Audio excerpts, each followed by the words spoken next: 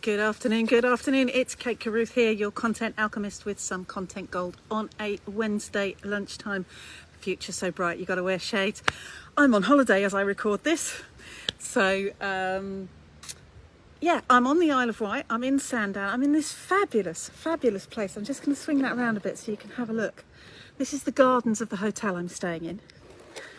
And I don't know if you can see much of the hotel. There we go. That's the hotel I'm staying in, which is really rather lovely. So that's where I am. But of course, I never rest, truly. So I thought I would record my Wednesday broadcast from here in the Isle of Wight. And we're still tackling some of those questions that people often ask when it comes to content. And this month, the question is, how do I get my book published? So you've written a book, or you're planning to write a book, or you're partway through writing a book, and you suddenly start to look at the world of publishing and you go, oh my, it's changed a bit, hasn't it?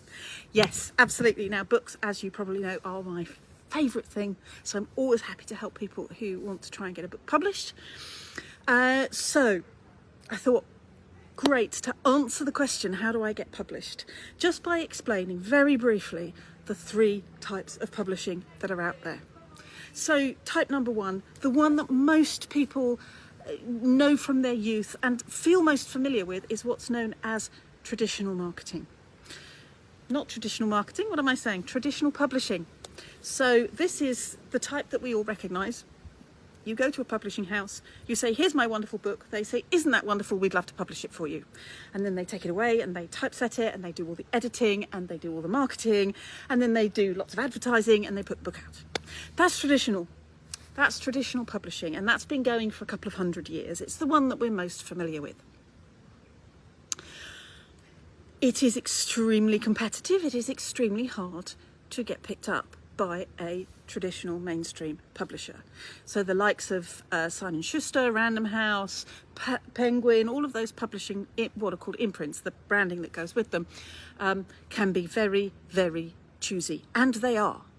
So they're likely to want to work with you if you've got a topic that's really, really groundbreaking and is going to hit the headlines, or if you've already got a massive following and therefore lots of people are going to buy your book automatically, or you're a celebrity. So those are the things that they're really looking for. This is a business to them. They are in it to make money. They are going to want to have a good level of guarantee that they're going to be able to publish your book. So that's traditional publishing. At the other end of the spectrum is self-publishing. Now, if you start to say, but isn't that vanity publishing? No, it's not. We'll park vanity publishing for a minute because I'll explain it to you, how that differs. So with self-publishing, and in particular, on-demand self-publishing, there are half a dozen companies out there who can do very short runs of books.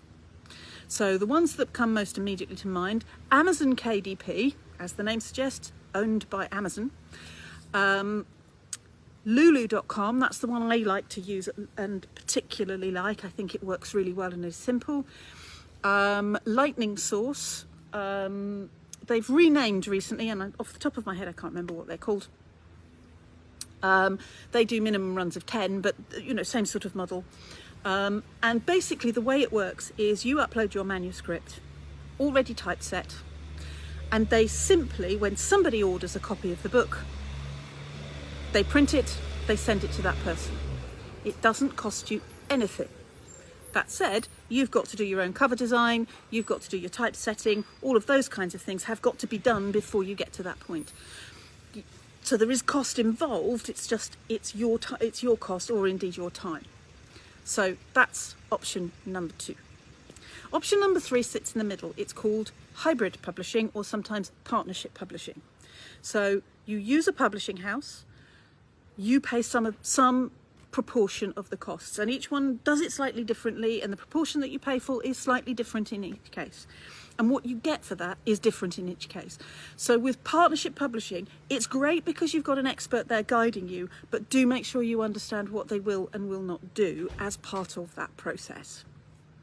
Now, this is a very broad spectrum part of the industry. So partnership publishing can be anything from you pay a couple of £1,000 and they get some of the royalty, to you get a whole load of books, but then it's up to you to sell them. Now that is what used to be Vanity Press, but is now fitting into that publishing, that partnership publishing space. So that's the third area that you have, the partnership publisher, partly self-published in that you're paying some of the cost, partly managed by a publisher and then they're doing some of the work. So those are the three kinds, in very short and very simple, and there's lots of variations in all of it. Which is right for you? Do you know what? It's going to depend entirely on the book, on you, on how much time you've got, on how much money you've got, on just how saleable your book is. All of those factors come into play. So what I would recommend is you take a bit of a look. You can book a call with me if you want a bit more advice on your particular book and what you think might be the best fit for you. And we'll have the link down below or up above, I can never remember, so that you can book a call with me to find out all about it. And that will then guide you on which of those options is best for you. So that's the question for this month. Hope that's been helpful. And I will be back in another month with another great question to answer. See you soon.